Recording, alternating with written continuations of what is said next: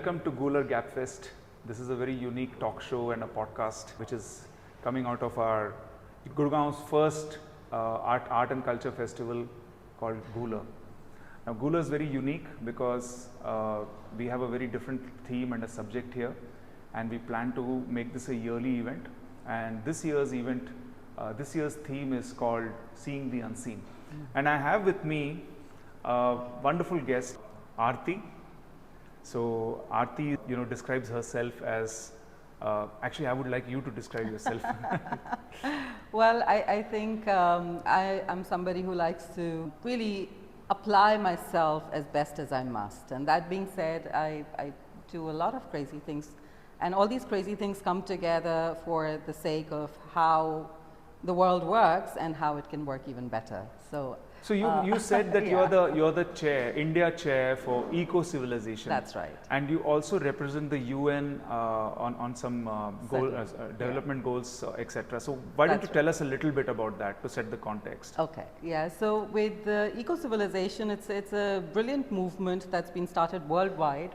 So I represent the India chair, and we have about 35 chairs as of today worldwide. So the objective of eco-civilization is basically to get people together, to empower them to maximize what they do in different spaces, and it ranges from art to culture to science to education to public health to even sometimes people working in dangerous circumstances, supporting them. So, and in fact this year we are running something called the Year of the Water. So with Year of the Water, we're looking at what are the vulnerabilities in terms of water provisions across the globe, what kind of stakeholders are not playing the role that they should be playing, and how can we create a certain influence. So it might to certain people sound like it's activism, but it's actually more of inclusion. So how do we work together to create that space which is held for people who are looking for a space where they can really come together, collaborate, co-create, and bring about a change. So that's what eco-civilization does.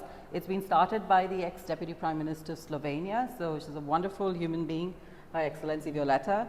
And yes, so that's great. Yeah. In fact, I want because the context here is art and culture. Yes. I want, so a lot of our listeners might be thinking that, hey, this is not sounding quite aligned to what the topic is, and which is why I'm now quickly coming to what you described as the Chocolate House series. Yeah. So would you, and that sounded really interesting to me. Right. And I just want you to tell us a little bit about why you found Gular relevant to speak about Chocolate House series, because I think that's where the marriage is happening. Yes, so why don't you tell us about that? Absolutely. I'm not too sure if you've read about the chocolate houses of the 16th century, where people used to dress up well, go to local chocolate houses and engage in conversations, look at agendas that matter to them, that bother them, and how can they come together and bring about a change. So the whole idea of the chocolate house was that let's initiate that space. So again, even with eco-civilization, so in fact, we've got a couple of filmmakers, we've got artists who are leading country chairs with eco-civilization, right? So here, this is like a direct extension of what I am doing, and why Gular? Because, well, it's all about art. It's all about art. In fact, the art, reason why we also started Gular was to bring a small community together. It's not a small community, it may be a small community, but a powerful community in Gurugram. All the young people who engage with art. And I think when I read your description of Chocolate House series, I said, and Gular, I think that connect was instant. Yeah. And I think art has the ability to change minds, change behaviors. And so here we are, and we are really happy to have you here. And I wanted to, on that note, when you were sending across all the material to me, the one thing that I found fascinating, and I want to indulge myself a little here, was Dunbar's number. Yeah. And the whole thing about Robin Dunbar's analysis or study that he did based on brain research, which you so fondly talk about, and you've actually made your entire paper, the central theme of the paper, run around the Dunbar's number, right? That's right. So in fact, I had the privilege of listening to watching a few videos on that, really well curated videos. But why don't you tell our listeners about what is Dunbar's number at its essence, and how do you relate, and how all your work relates to it? So I would say that I consider Dunbar's number as a point of departure for us to get to a better point than where we are as a community, as a society. Dunbar basically says that when 150 people come together, and somewhere he also says that that is the range of people that we can actually connect with meaningfully. Meaningfully, exactly. So, but the thing about Dunbar number is that a lot of scientific criticism has also come against that, and they don't find it reliable. But the interesting thing he says that when 150 people come together, there's a 42% chance that they would involve themselves in taking care of each other or being more concerned about each other. So I think that is the center point. So he point. caps the number. He caps the number at 150. Yeah. I'm sure that it could be 149. It could be 152. But he says that's the average. That's the average for number a regular human being. Yeah. So when we look at communities and how there are so many themes that are weaving into the idea of community. So I have this really interesting way that I think of community. That's unity, community. Wow. So when we look at unit is you and me. We are individuals. Everybody is an individual in their capacity in how they think and feel and live. And when there is a certain amount of unity that happens within their person and their immediate ecosystem, that is when you start forming communities or contribute to them. Well, negative or positive, that's questionable. But that's how it really flows from one to the many. In fact, I was reading one of the panels there. Lal Dabba panels. Yes, Lal Dabba panels. And that is just so beautiful, and it immediately connects with what we're talking about, that there's a journey that has to be made within the society. And interestingly, the only constant across the human timeline that has remained in terms of conveying that is art. Art is a language on its own. In fact, one of the United Nations side events that I did, there was a filmmaker joining us from Japan, and her opening statement was, "Art speaks human." That's right? lovely. That's lovely. And when I see that Lal Dabba is all about that communication, it's all about the human that we need to speak, that inspires us to begin humaning much better than before. Deserted is a panel that I'd actually like to ask a question to you actually, also yeah. about. Now that the tables are turning, so the deserted is. I like the fact that you described that it's the language of human and not the language of English or Hindi or Tamil, but language of human is universal. And this whole thing about deserted came from a certain point of time in my life where I started feeling very burdened by the sense of self that I had built as a facade. All of us built that, and if you look at that, I walk around the streets of Delhi quite a lot. And if you still go to old markets of Connaught Place or Karol Bagh, you see a lot of these old shops which are probably entangled in a property dispute, and they've done nothing to the shop in the last 30, 40 years. Yeah. So the show windows are still like that. There is dust on the show windows. The mannequin is broken. So I saw a broken mannequin once, and that was the same shop that I used to pass by when I was a teenager, and I used to look like I wanted to look like that mannequin, because it wore new clothes every week. And unlike today's Instagram generation, that's our only marker of fashion. What the mannequin is wearing is what is trending today. So that served as a big thing. And then several years later, when I saw that shop locked for many years and that mannequin chipped and broken, it was reflecting my life, because we all build our lives wearing masks to kind of get assimilated in certain contexts. Like when you just make the transition from, say, college to a job, you want to become part of a tribe, which is your office. You want to belong there. So every time you want to get a certain belonging, you wear a certain mask. And there's nothing wrong in wearing. I know there are these Western religious beliefs, and very monotheistic religions have this concept of saying you're wearing a mask, or you're covering your true self. Actually, every mask is a self. There is one side of philosophy. It's a version of you, and it's okay to have a version to suit a certain context. True. And that is a certain philosophy. So, but what happens is that when you become your mask, when you can't take it off, that becomes painful. So this whole chipped mannequin was at that point of my time in my life where I was perhaps just burdened of just wearing those masks all the time, and that was about 10 years ago when I decided to change the path of my life. So I deserted that mask or that mannequin, and when I saw this mannequin again, and I related this whole story through the post box. That is what Lal Dabba is all about. That Lal Dabba speaks the language of human, and he or she stands in the corner making a commentary on what the world is really all about, which you will see in this series. But yeah, you are right. That's the art that we want to bring to the world, and connect the unit to the unity to the community, because like you just said, anyone who remembers the importance of post boxes will find a certain metaphorical symbol happening out there.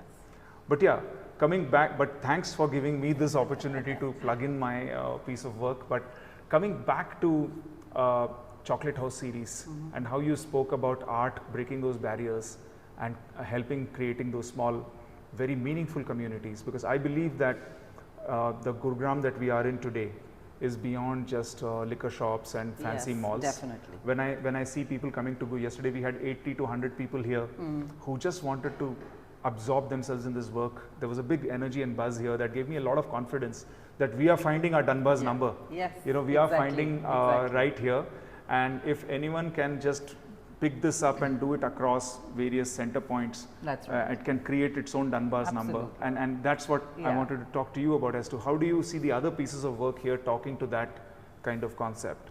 So Chocolate House series has two roots. One is in the entire concept of the chocolate houses of France as they were, and the Dunbar's number. So we say that you know, in India and especially in Gurugram, for example, we have a coffee shop culture. Everybody wants to go to a coffee shop. We all want to hang out at coffee shops. Now these are public spaces where I would say not everybody goes, but still everybody can gather together. So how do we leverage these points? So we've got coffee shops, we've got like art galleries, like this beautiful place, this venue that we are at. Now these are spaces where we need to initiate conversations, a dialogue. Absolutely. Within the 150, the closed group community numbers, because these are the spaces which are affected, and they are in much closer proximity than any other support that can come to us or that we need.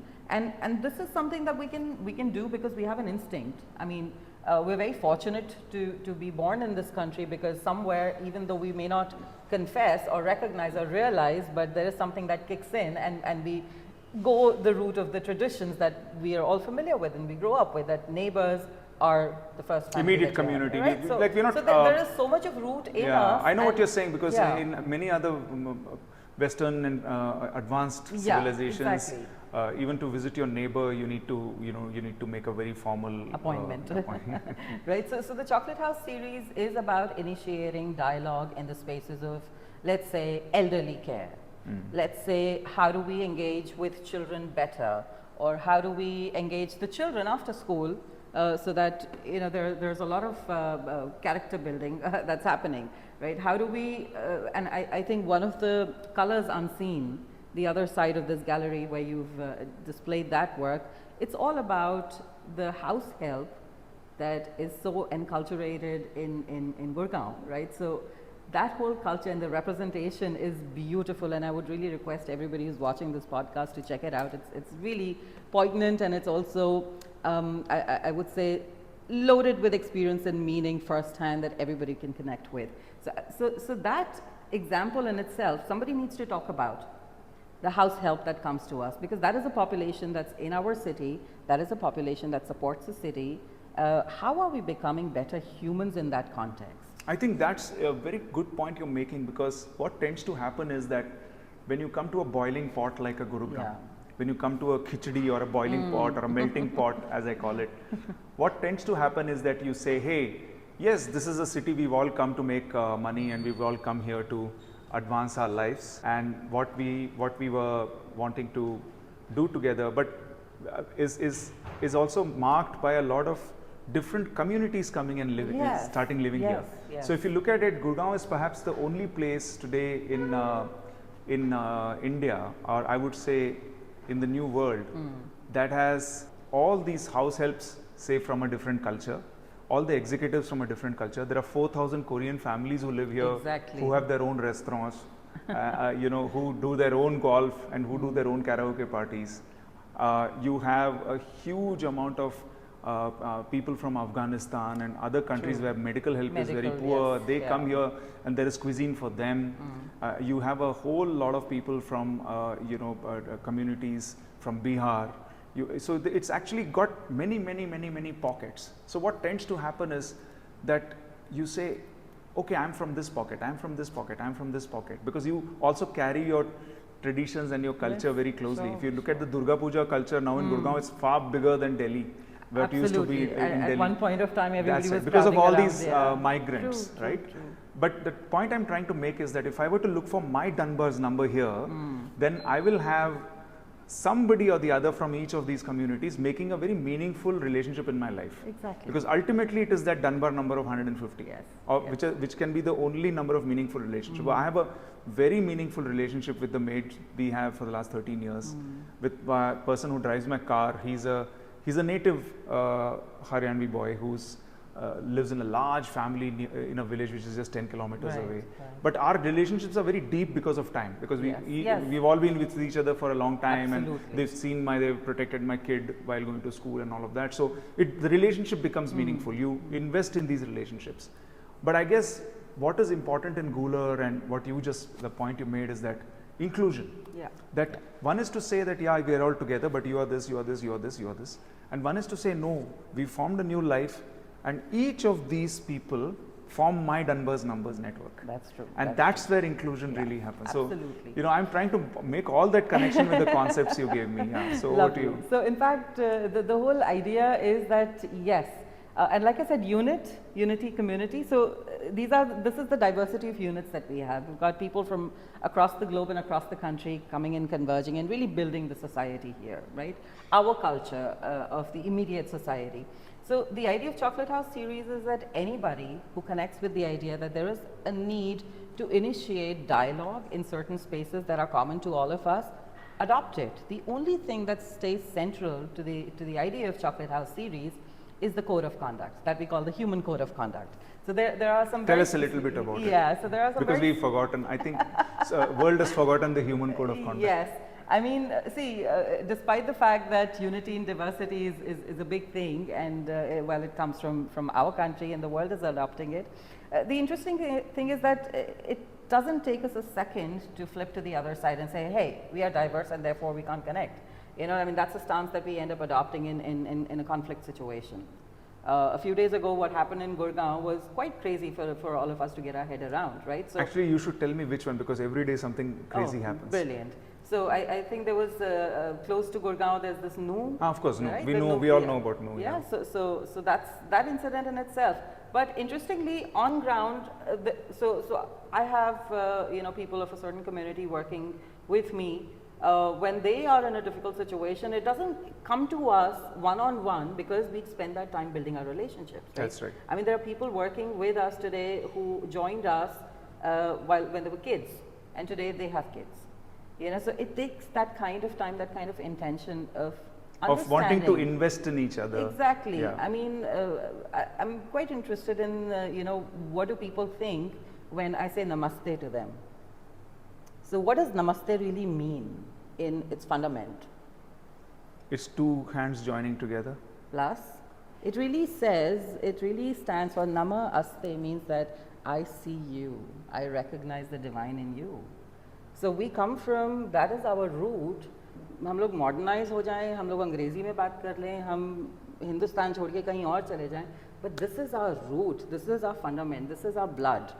And to be able to connect with that and find the essence all over again, we need a vehicle, we need a starting point, and that's what Chocolate House series is all about. What is that human code of conduct that we all wish for, but we say, hey, forget it, I don't have the time or the bandwidth to do this, that guy can look after himself.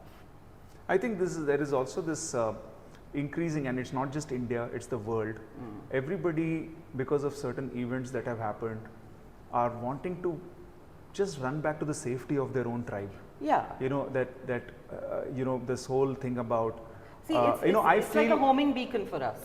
It really is a homing beacon. We will go back into that, even though a lot of people say that, what you're talking about will send us back into the caves, and we've progressed so far. How do you know you've progressed so far? Have you gone into a cave really? At least give it a shot. That's the point. That's the thing that we want to initiate. A lot of people say that, "Arey, itna progress ho jayega, to hamari naukri chali jayegi. AI will eat up the world," and all of that. At least make an attempt to move a little further from the basic instinct that we take pride in. So at what point in our life, in our generation, will we say, okay, basic instinct bahut ho gaya, let's evolve. So where do we start that evolution process from the grassroots? Where are those grassroots? The grassroots are 150 numbered or plus minus however many you can handle communities. और ये communities चलाने के लिए, you know, it can become like an RWA very soon. No, that's not what we want. And therefore, we're going to create a sort of a mutually agreed upon human code of conduct. There is so much that can be infused culturally into this whole idea. For example, I'm sure a lot of people would be familiar with Ubuntu. Ubuntu, yeah. Yes. So Ubuntu basically talks about inclusion to such a beautiful degree that you sit in wonderment and question yourself that how has the world been functioning without it. So if there's a criminal who's been caught, he's made to sit in this circle, in the center of the circle, and the community sits and narrates all examples and stories of positivity to this person, so that there's a mind and a heart shift and soul shift. So kill the crime, don't kill the criminal. And absolutely. And there are times when the community also thinks that what did we do wrong that this person got onto a point where he committed that crime, right? So these are communities, these are cultures, these are examples of cultural strengths that can be woven into the Chocolate House series and how we connect at a smaller community level and see where we go with it. Actually, this is a very interesting. And last point I'll make, Hari, is that, you know, I mean, itni badi cheezein ho rahi hain duniya mein this time. You've got these political forums, you've got SDG summit, you've got COP28 coming in. You know, yahan pe the only deficit that can bridge all their high level metrics is unity. Unity, yeah. If we want to do energy transformation in this world, we need unity. If we want to make hard switchovers, we need unity. If we want arts to come back so that we are all switched on to think a little more cognizantly, we need unity. So how do we make unity happen if we do not have the right language for it? So two things come to mind, that art speaks human and we need to human well, and that's what Chocolate House series is intending to do. So wonderful. In fact, as you were talking, I was just thinking about another reference point, which is all about micro communities. Ultimately, the world is going to be driven by micro communities. It's like us living here in a 10 square kilometer or 5 square kilometer area, doing our own thing, growing our own vegetables, only importing what we need. And I guess with oil also going out in the next 50 years, we won't even need to depend on that one big 17 years according to 2030 source of oil, all of that. I know that we still depend on oil for even our e-vehicles, but that's also going to change as technology advances.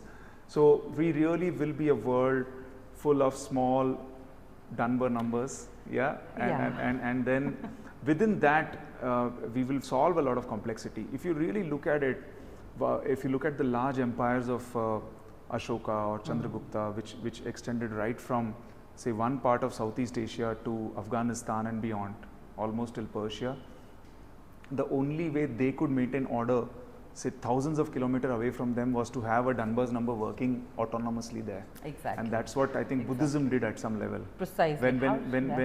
Because I read this beautiful thing that Buddhism actually a weapon for a very powerful empire to ensure that no mutiny happens. Because the moment you have a lot of peaceful people on ground, they don't kill each other and they don't gun for power, because you say that you have the power, you have God with you. I think the more you kept God within the temples and within the elite, that is when the people protest, and that is how the micro communities, Dunbar's numbers activated there, and totally really worked very well, and democracies were then came back. I mean, what you're talking about, the historical aspect, that is just so brilliant, because if I look at just Asia, okay, not the whole world, let's look at Asia. So a few days ago we were doing this conversation where we said, okay, we've got 3 big civilizations coming out of Asia. One was Mesopotamia, then we had the Yellow River civilization, and then we had the Indus Valley civilization. So but in different timelines, right? Yeah. Were there different timelines? More or less. Yes, more or less. So we're looking at, I think, about 500 years or maybe 1,000 years. Here and there. Mesopotamian civilization was relatively short-lived. It sort of died out, and the question that we were asking in this conversation was the rites of passage across our society. What kind of rites of passage do we allow next generations, emerging generations, ourselves, when we are going through a shift? So Mesopotamian civilization, the only remaining rites of passage that are from that culture is circumcision. From the Yellow River, that is China, and that entire belt, we've got rites of passage which are so concerned about how do elders nurture the young people?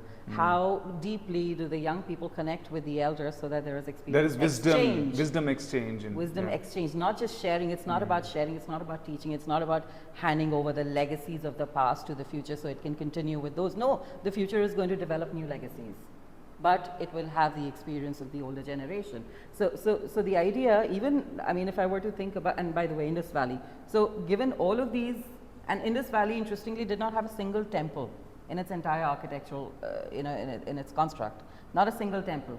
And it was made of identical bricks. This was a civilization which had such deep technological and urban planning advancement. They had private washrooms, and they also had community baths.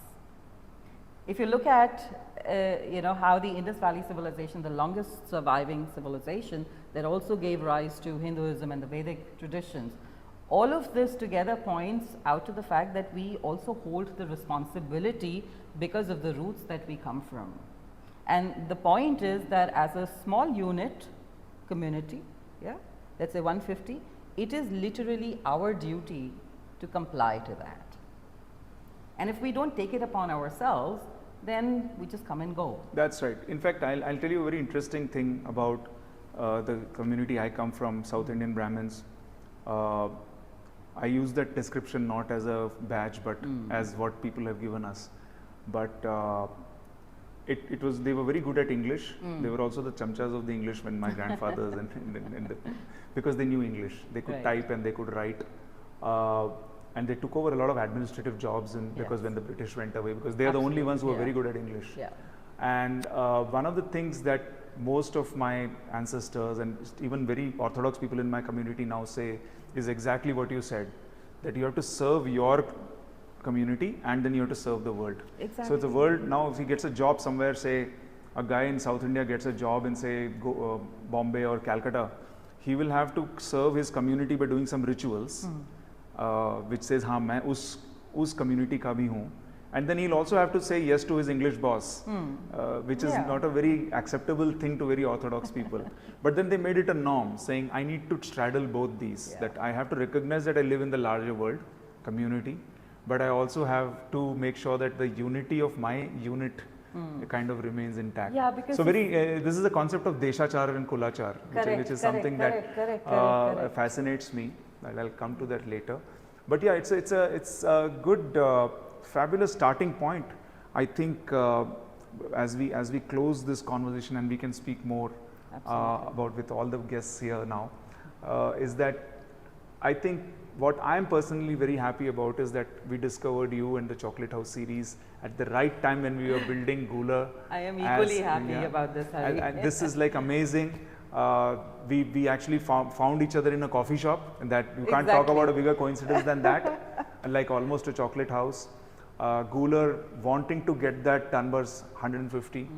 Guler wanting to change a lot of things, influence people through art, who are otherwise, currently just getting consumed in larger algorithms that are being served to them.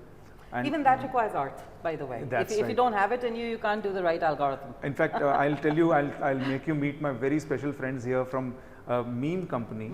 They have 50,000 memers who create memes, and they run a fabulous enterprise called Meme Chat. They've used technology and memes coming. See, just technology is not going to do it, but they found a connect of people saying they want to just laugh at everything that they see around them. And we want to empower them by making their own jokes, and that's Kyle and Gajodhar who've come. I'll introduce you to them, and their following is amazing. So I think we found a right connect. I'm very happy to see that Dunbar's number getting activated out here with Guler, with seeing the unseen, and a whole lot of things that are now going to happen in the future. So on that note, Aarti, thanks a lot. Pleasure. And we have a very special session tomorrow called Plant Blindness, which we need to do. But for the moment, thank you for tuning in, and I request everybody to watch this patiently and tell us what you feel about this, about what Aarti said, about what I said, and all the ideas that have been generated during the course of this talk. So that is all from Gula Gap Fest, and with me, with Aarti. And yeah, see you soon. Thank you. Right.